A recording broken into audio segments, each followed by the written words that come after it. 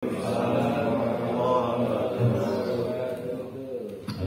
wa syukurillah, kita telah dikumpulkan dalam keadaan sehat, dalam keadaan beriman dengan Allah Subhanahu wa Ta'ala, sehingga hari ini kita bisa melaksanakan salat subuh berjamaah.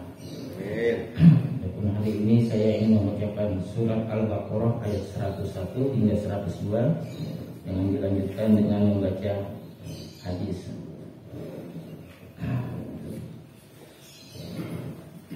Bismillahirrahmanirrahim.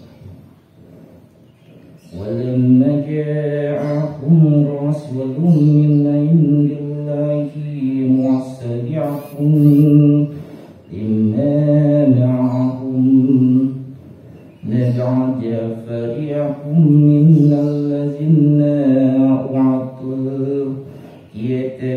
yatawallahi wara a'tuahum riyahim ka'annahum la ya'lamun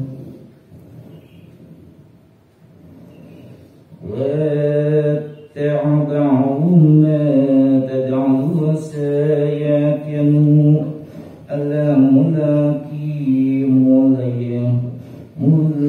سليمان وما كفر سليمان ولكن السياتنا كفروا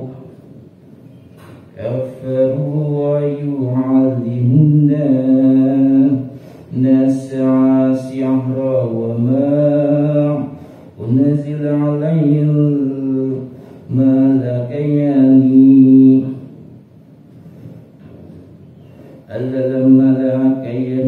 ببعض الله هاروت وماروت وما يعلمان من أحد حتى يقول إنما نحن فتنة فلا تكفروا فيتعلقون منهما ما يفارقون به بين المرء وزواجه وما هم بعذارين به من أحد إلا بإذن الله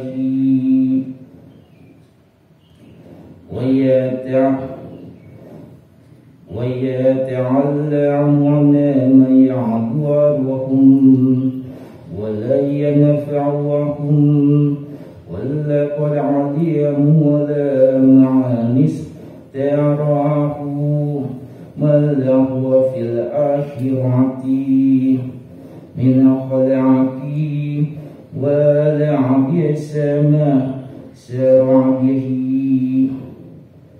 وسرع به أنفسهم لو كانوا يعلمون.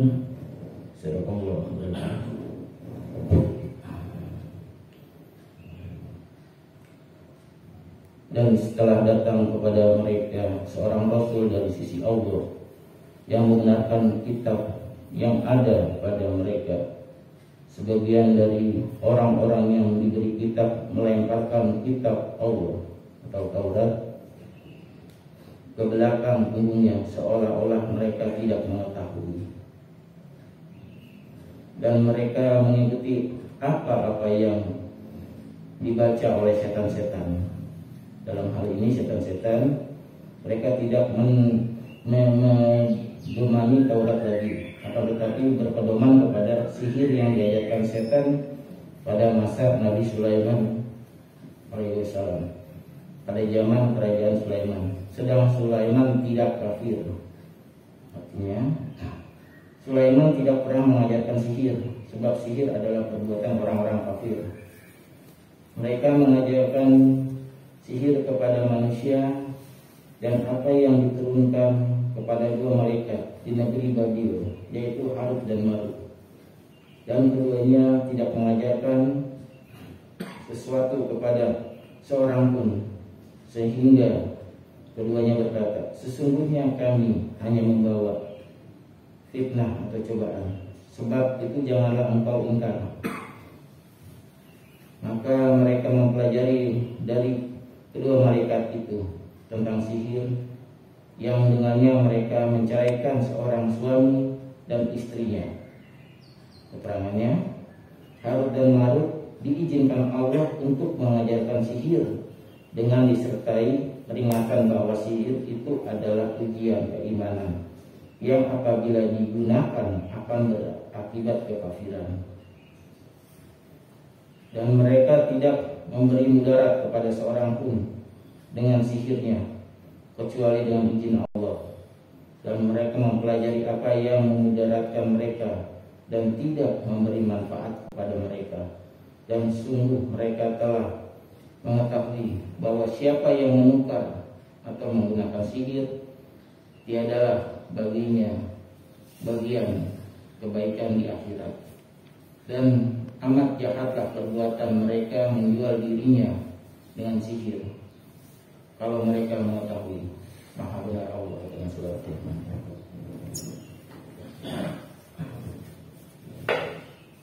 Lanjutkan dengan membaca hadis masih tentang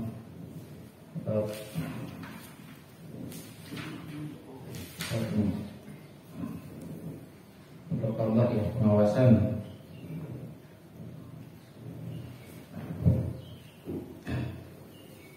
Dari Abu Hurairah pernah mendengar Nabi Sallallahu Alaihi Wasallam bersabda, ada 3 orang dari kaum Bani Israel yang terdiri dari penderita kusta, si botak dan si buta. Allah Subhanahu wa taala hendak menguji mereka. Lalu Allah mengutus seorang malaikat kepada mereka.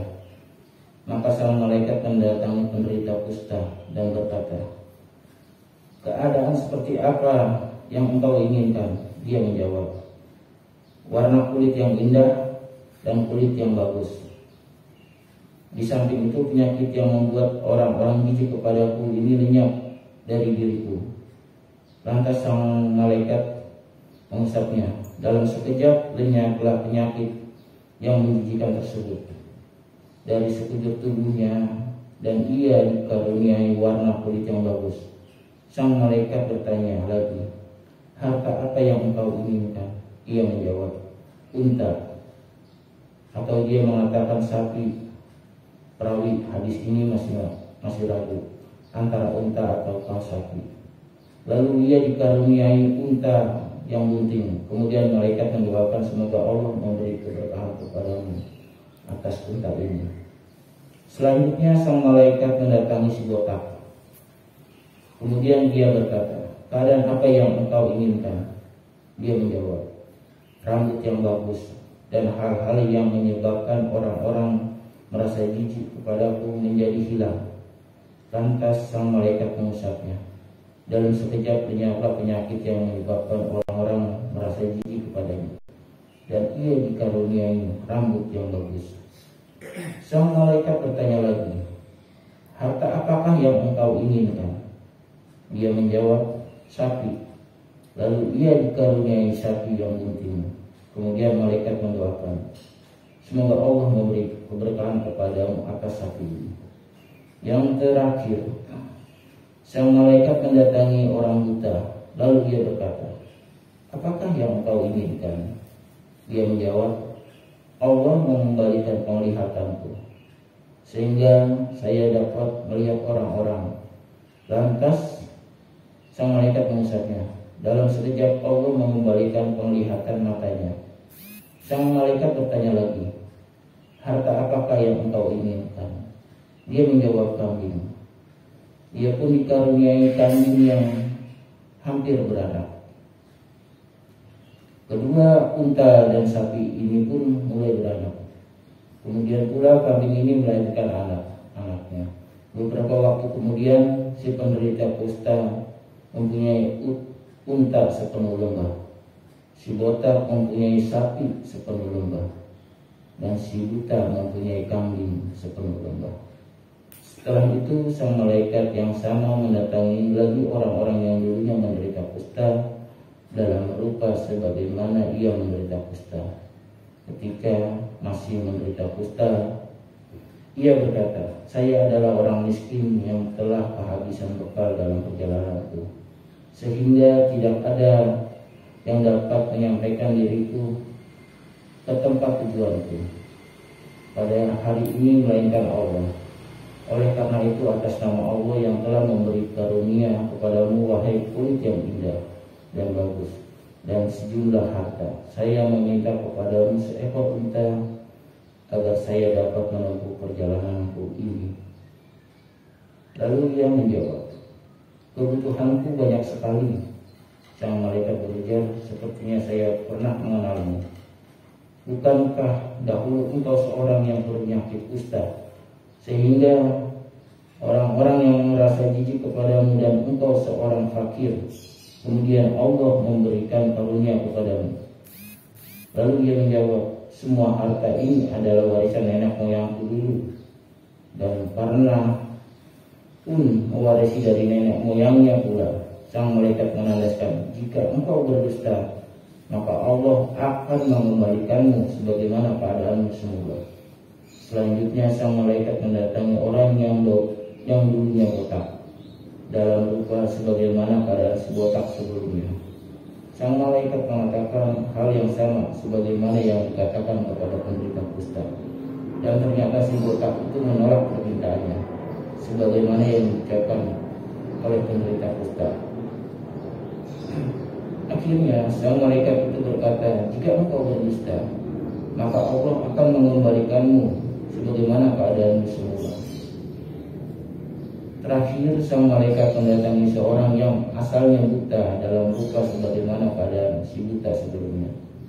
Kemudian sang malaikat berkata, "Saya adalah orang miskin dan sedang menempuh perjalanan yang kebetulan kehabisan bekal, sehingga tidak ada yang dapat menyampaikan perjalananku kepada hari ini kecuali Allah. Oleh karena itu, atas nama Allah yang memberikan penglihatanmu, saya meminta kepadamu seekor kambing sebagai bekal agar saya sampai ke tempat tujuanku dalam perjalanan ini." Orang yang asalnya buta tersebut menjawab, "Saya dahulu adalah orang yang buta, kemudian Allah mengembalikan penglihatanku. Maka ambillah mana saja yang engkau inginkan, dan tinggalkanlah mana saja yang engkau kehendaki. Demi Allah, pada hari ini saya tidak akan mempersulit kepadamu dengan sesuatu yang engkau ambil karena mengharapkan keridhaan Allah."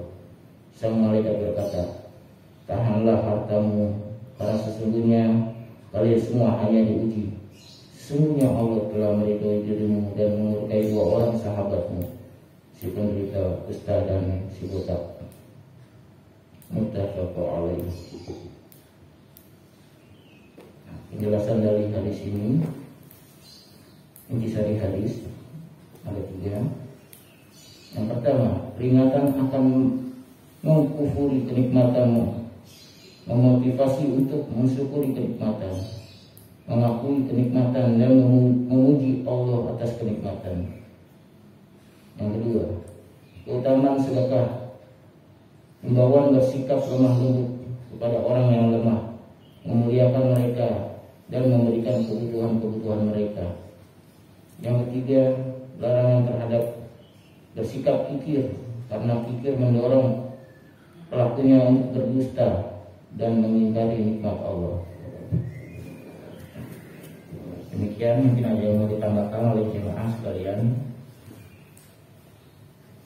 Bila tidak ada, saya tutup. Assalamualaikum warahmatullahi wabarakatuh.